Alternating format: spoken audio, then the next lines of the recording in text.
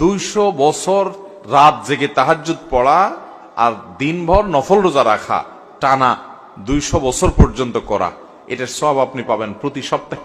জুমার দিন এবং জুমার রাত, জুমার রাত হলো বৃহস্পতিবার দিবাগত রাত, অর্থাৎ বৃহস্পতিবার সূর্য অস্ত হয়ে গেছে, জুমার দিন শুরু।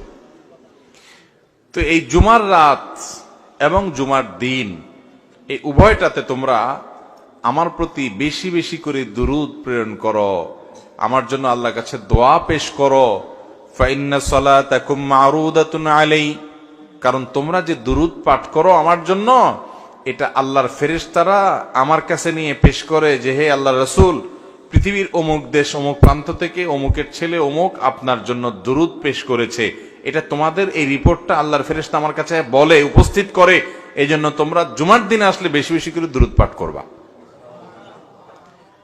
দুরূদ হলো নবী সাল্লাল্লাহু আলাইহি ওয়াসাল্লামের জন্য দোয়া।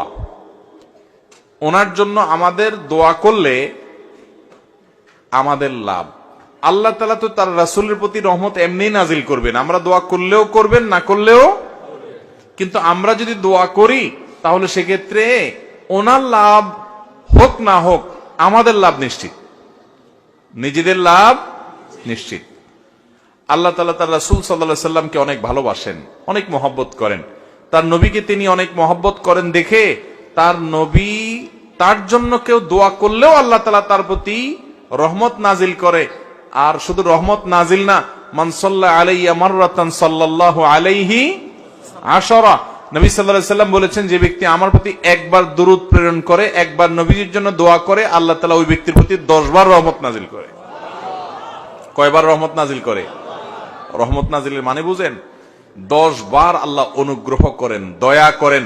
আপনার জীবনে এমন একটা মুসিবতে, এমন একটা জায়গা যেখানে আল্লাহর দয়া ছাড়া আপনার উপায় নাই, এরকম 10 বার আপনার জীবনে রহমত আল্লাহ তাআলা নাজিল করবেন, অবতীর্ণ করবেন, আপনার জন্য রহমত অনুগ্রহ আল্লাহ তাআলা করবেন যদি আপনি একবার দুরূদ পাঠ করেন। তাহলে প্রতি সপ্তাহে জুমার দিনে, জুমার রাতে যদি আপনি 100, 200, 300 বার, 1000 বার দুরূদ আপনি প্রেরণ করতে পারেন, তাহলে এই 10 বার আপনার গুণ করে আপনি হিসাব করেন যে কতবার আল্লাহ তাআলার রহমতের হকদার, ভাগীদার, পাওনাদার আপনি হয়ে যাবেন ইনশাআল্লাহ। অতএব জুমার দিনে দুরূদ বিশেষ করে পড়বো তো ইনশাআল্লাহ। দুরূদ পাঠের শ্রেষ্ঠ সিজনই হলো জুমার দিন। দুরূদ পাঠের শ্রেষ্ঠ সিজন কোনটা? জুমার দিন, জুমার রাত। এটা হলো দুরূদ পাঠের সবচেয়ে উত্তম মৌসুম এবং শ্রেষ্ঠ সিজন। চেষ্টা করবো তো আমল করার ইনশাআল্লাহ। এখন থেকে বৃহস্পতিবার সন্ধ্যা হলে শুক্রবার সন্ধ্যা পর্যন্ত দুরূদ সারা সপ্তাহ প্রতিদিনই কম বেশি পড়বেন, কিন্তু এই জুমার দিন যখন আসবে তখন দুরূদের পরিমাণ অনেক বেড়ে যাবে ইনশাআল্লাহ। সবাই চেষ্টা করবো তো, আমল করবেন তো ইনশাআল্লাহ। এবং যাতে একে অন্যকে স্মরণ করে দিতে পারি সেজন্য পরিবারের সদস্যরা কোন এক ম্যাচে একসাথে আসেন, কোন এক জায়গায় একসাথে থেকে অন্যকে স্মরণ করে দিবেন যে ভাই জুমার দিন শুরু হয়ে গেছে, বৃহস্পতিবার সন্ধ্যা হওয়া মানে জুমার দিন শুরু হয়ে গেছে। অতএব কি আমল শুরু করো? দুরূদের আমল।